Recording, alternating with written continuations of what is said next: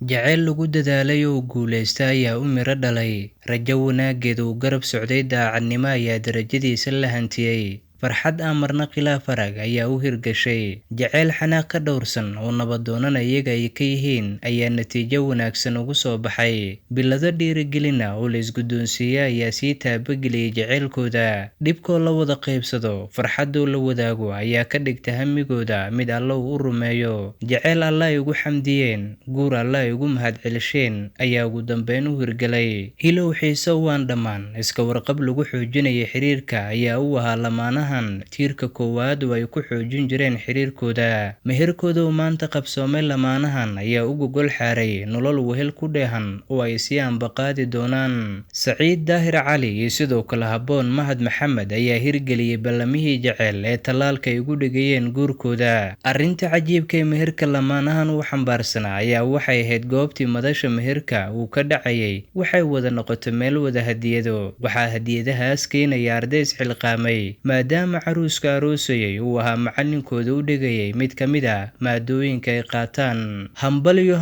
ayaanu leenahay Saciid iyo sidoo kale Habboon. Ku xirnow mar waliba Sharmaarka Media.